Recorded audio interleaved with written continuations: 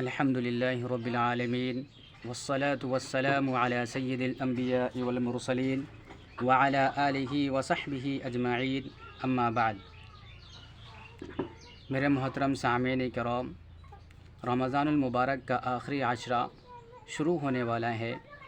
تو چلیے ہم آج کی اس ویڈیو میں دیکھتے ہیں کہ رمضان المبارک کے آخر عشرے میں آپ صلی اللہ علیہ وسلم کا معمول کیا تھا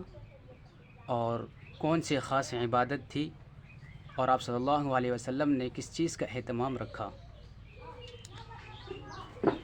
عن عائشة رضی اللہ عنہا قالت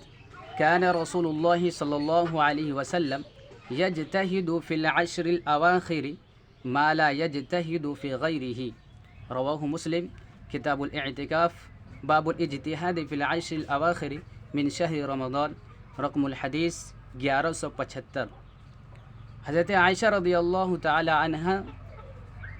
روایت کرتی ہیں کہ نبی اکرم صلی اللہ علیہ وسلم رمضان کے آخری 10 دنوں میں جس قدر عبادت میں محنت فرماتے تھے،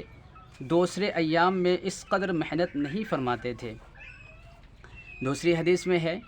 عن عائشة رضی اللہ عنہ قالت كان النبي صلی اللہ علیہ وسلم اذا دخل العشر شد مئزره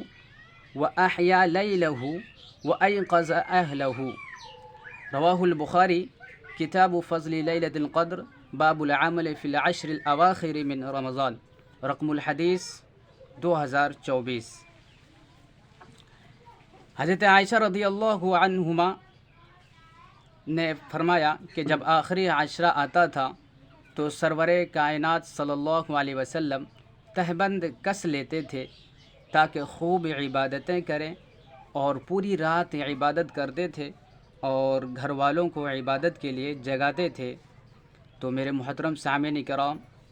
رمضان المبارک کا آخری عشرہ شروع ہو چکا ہے، تو اس لیے